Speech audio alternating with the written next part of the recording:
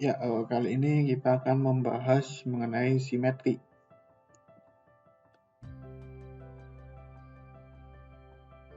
Jadi, kita memiliki bentuk persamaan Schrödinger untuk banyak partikel itu seperti ini, gitu ya.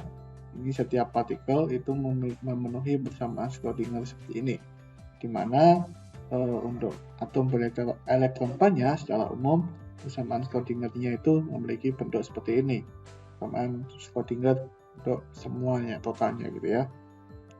Dan ini kita nggak bisa melakukan pemisahan setiap partikel seperti ini, karena persamaan ini itu hanya berlaku untuk sistem yang tidak berinteraksi.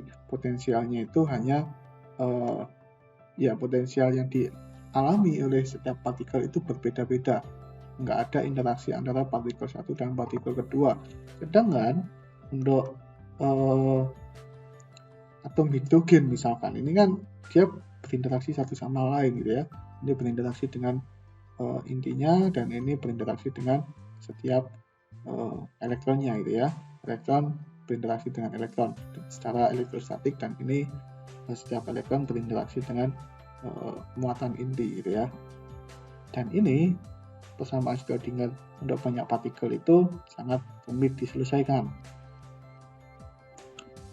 Nah, meski keadaan eigen secara eksak itu tidak bisa didapatkan, namun kita bisa melihat sifat dari fungsi gelombang, yaitu sifat simetri.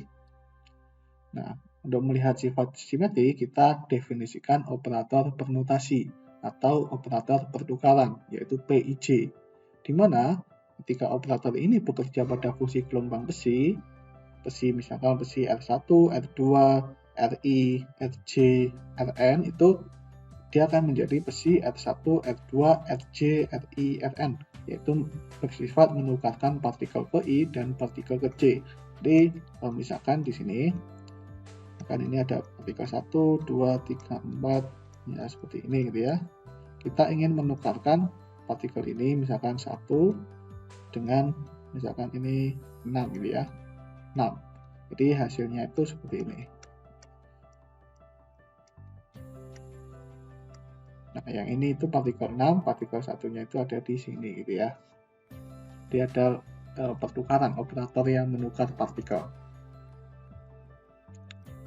Jadi PIJ ketika bekerja pada besi itu menukarkan I dengan J, gitu ya, menukarkan posisi I dan J.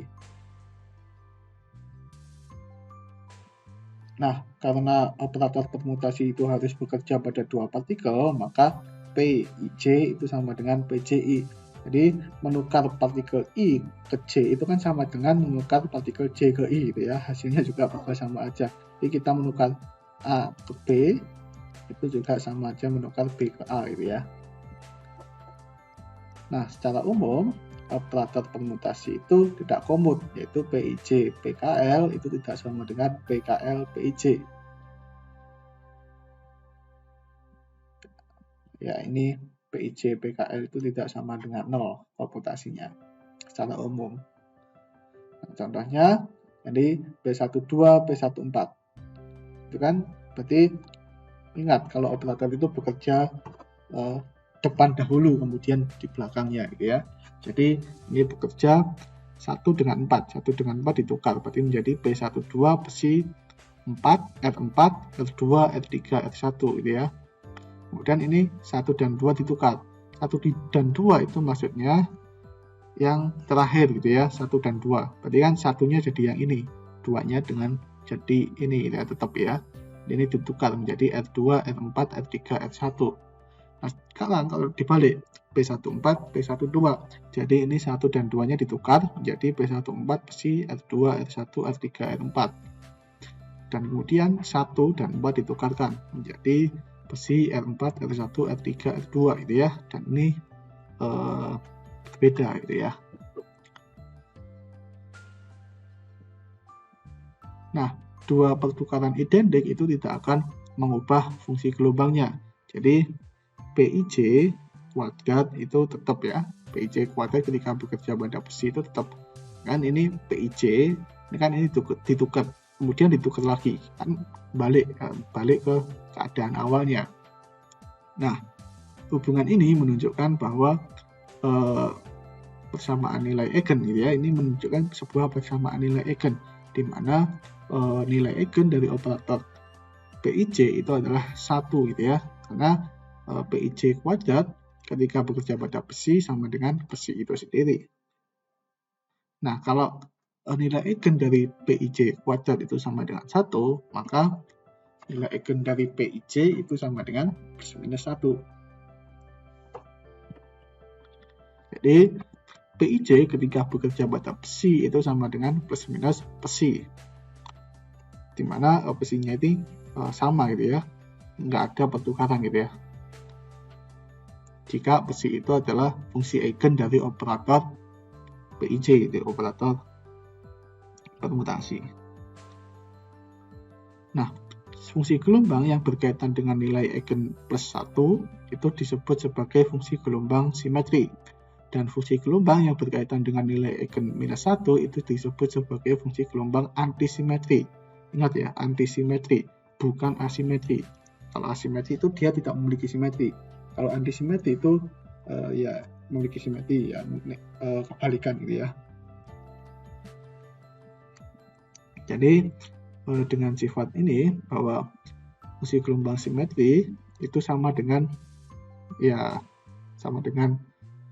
dibalik gitu ya. Ketika ini dibalik, maka ini dibalik itu nilainya itu sama, dia nggak berubah bentuk fungsi gelombangnya. Nah, kalau antisimetri, kalau ini dibalik, maka ini akan menjadi negatifnya gitu ya. Ini dibalik menjadi negatifnya fungsi gelombang awal gitu ya. Atau kebalikan, kalau ini nggak dibalik berarti fungsi negatifnya gelombang yang dibalik. Nah, sekarang kita membahas mengenai postulat simetri. Fungsi gelombang n partikel identik itu hanya dapat memiliki sifat simetri atau antisimetri saja ketika dioperasikan terhadap operator permutasi. Jadi kita tahu bahwa besi R1, RI, RJ, Rn itu plus minus besi R1, RJ, RI, Rn. Jadi bisa fungsi gelombang itu bisa sama dengan fungsi gelombang ketika dua partikel ditukar atau menjadi negatifnya dari dua partikel itu ketika ditukar. Nah, hasil yang dikonfirmasi dari eksperimen bahwa setiap keadaan sistem itu hanya dapat memiliki sifat simetri atau antisimetri aja. Jadi nggak pernah kita menemukan sebuah partikel yang memiliki simetri campuran gitu ya. Nggak pernah ada. Tapi ya emang gimana simetri campuran antara simetri dan antisimetri gitu ya. Jadi hanya ada kemungkinan dua sifat itu. Dan juga sistem dengan keadaan yang bersifat simetri itu disebut sebagai sistem boson, di mana sistem ini memiliki spin yang bulat. Dan juga sistem yang memiliki sifat antisimetri itu disebut sebagai fermion, yang mana memiliki spin tengahan gitu.